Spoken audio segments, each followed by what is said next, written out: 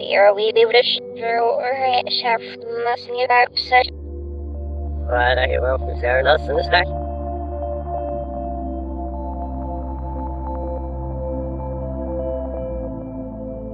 Send the free after that looking at fun and a brief foster heel and Emma had my neck. Wrap it up, they'll sit up. Your virus everything got signed over. They're full with one on every second. Yes, no, we'll touch that level. I'll sit up. Yeah, I'll say you just discuss the start and the mixes. You mistake a little piece, but I'll learn. Sorry, you're going with you still diet.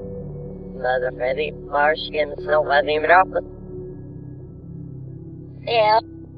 Second. Niger, find out on every unit. Alright, you got me. Was not library, yeah. I thought I was me string there, if it won't be. First time I can ask you, so we got to be first by the sewage. But no, sir, finish not, no crap. You didn't miss the supper. And you bring such good up. The Lord was the fool. We have us and ourselves, no more. Yeah, so we got Santa Cabrera, so you be doing. Ask your outfit. So outside, I get now you blow over the fall, all over. Yes, you're right out, so you get that. One sticker run down. Well, I'm still outfit. Here, these on outfit thing is not involved.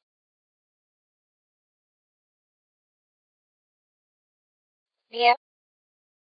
There's a honey or I bear what? Yes, here we live here. We should stand out for lunch help. No crap. if you will make yeah.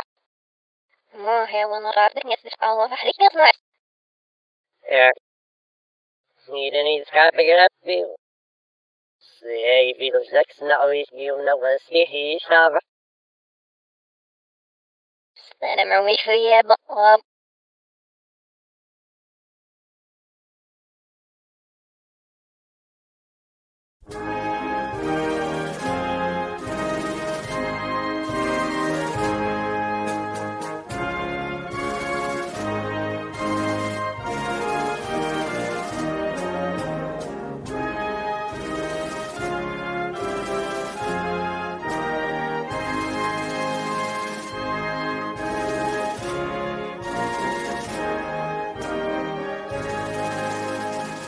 Hello there, and welcome back to Kerbal Space Program New Zealand Reborn, where when we left off, around this time, our scientists in the R&D department have begun to unlock the secrets of antimatter propulsion and storage, including reaching the highest tier yet of engines that we have ever deemed possible. And so while those are under development, the next missions are being planned, we still have the ISS Hagenes around Moho that needs to complete its mission. So for now, they are going to be orbiting around the planet and the Unity base on the surface conducting experiments while we wait for the mission to conclude and they can launch themselves back into orbit to intercept with the orbiter.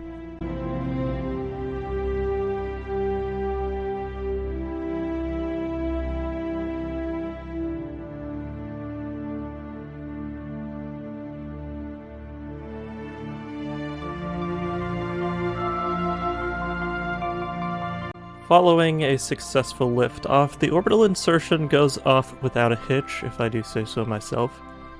Piloted, of course, by Jebediah McLaughlin, the crew is undergoing preparations for rendezvous and docking with the ISS Hagenes.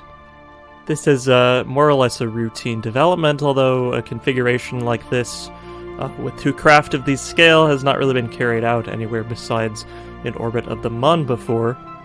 Still, it should be a relatively simple endeavor, and you can see the ship here getting close to intercepting with the ISS Hagenes and going on its way for a docking maneuver.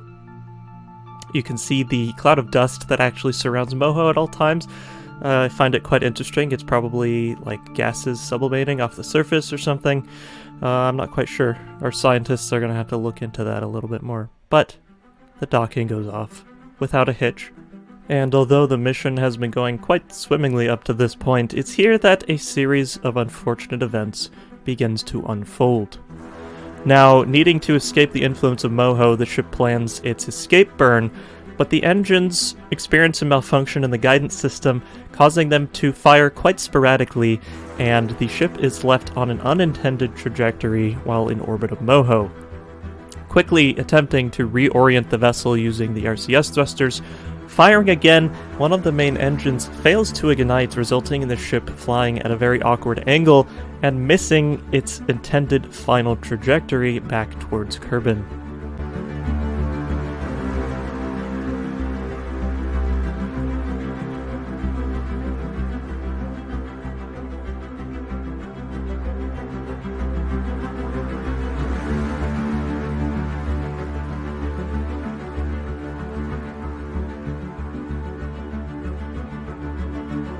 Now with a broken engine, one of the engineers aboard, Bjorn Olsen, performs an interplanetary EVA to attempt to repair the engine before the mid-course corrections are needed.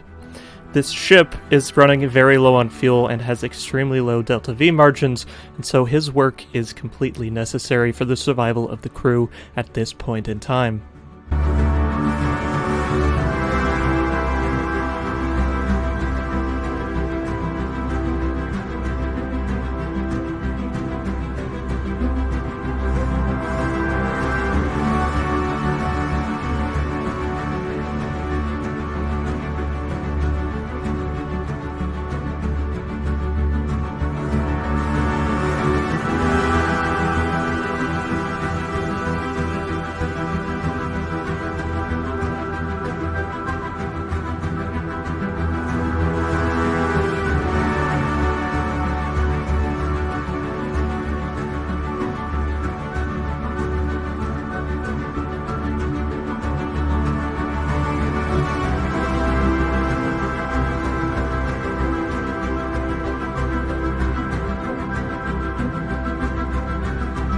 After months of deep space travel, the ISS Hagenes is now extremely close to Kerbin, but it is clear at this point that the engines don't have enough fuel to get it back into an orbit, and so now they are simply on a trajectory to fly past, missing it entirely. Jebediah McLaughlin orders the entire crew to get into the Unity base to try and use its remaining fuel to slow down the craft enough to get into an intercept with the Mun. This is key because intercepting with the Mun is now the crew's only chance for survival before the entire crew is lost. Though it seems fate is not done toying with these Kerbals yet, as one of the main engines of the lander malfunctions, since it is not rated to fire this many times, only designed to land on the surface of Moho and get back into orbit from there. Still, Jebediah is able to take expert control of the ship and get it just barely enough fuel to get it on an intercept trajectory with the Mun, using the RCS thrusters to try and make up the difference, although this progress is minimal.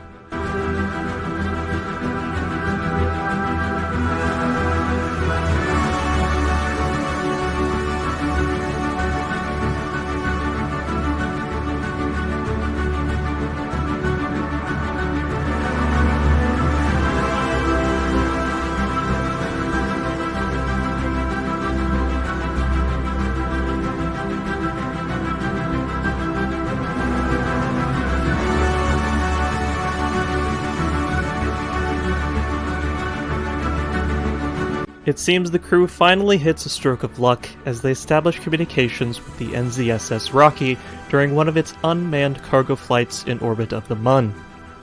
The shuttle intercepts with the Unity base, and all of the Kerbals on board begin an excursion, an EVA, to get to the shuttle before escaping the Mun sphere of influence and complicating the mission further. It is a little disheartening to say goodbye to both Unity Base and the ISS Hagenes, because both ships are now catapulting themselves out into deep space around the sun. Still, the crew would much rather survive than hang on to an old piece of technology.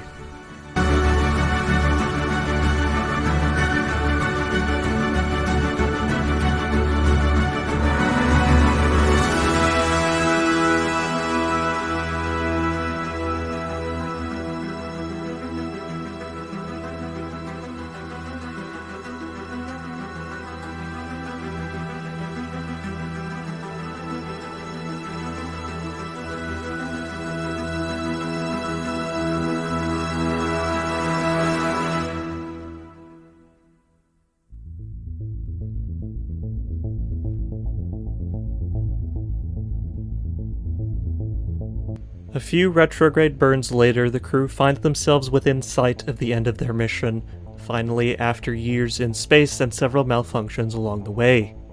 Though it seems fate is still not done toying with Jebediah McLaughlin, because the shuttle splits in half during re-entry, dooming him to cascade into the lower atmosphere while the rest of the crew tries to orient the back half of the ship to get it back into orbit to await rescue there once more.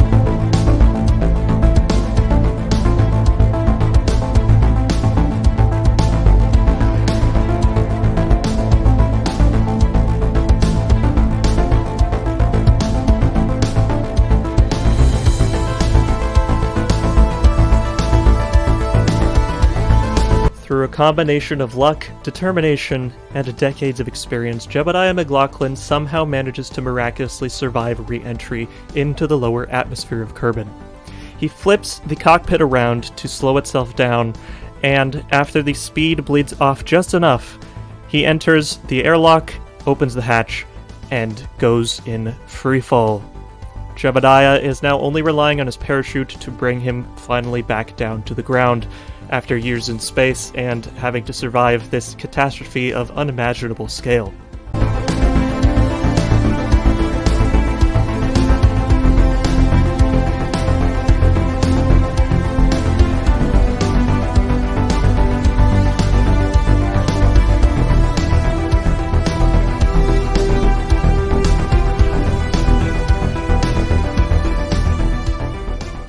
As far as he is concerned, the hard part ended when he jumped out of the capsule. And so, Jebediah finally places his feet safely back on terra firma in one piece. In time, the rest of the crew in Kerbin orbit is rescued and brought safely back home, hailed as heroes across the planet. In a press conference at the Kellington Space Center, Jebediah McLaughlin announces to the Joint Space Program that finally, after 30 years pushing the limits of spaceflight and going where no Kerbal has gone before, he is retiring. Among many things, the experience he had on the mission to Moho seems to have stuck with him, and though he may not be a test pilot for much longer, the New Zealand Space Agency grants him one last flight to capstone his career.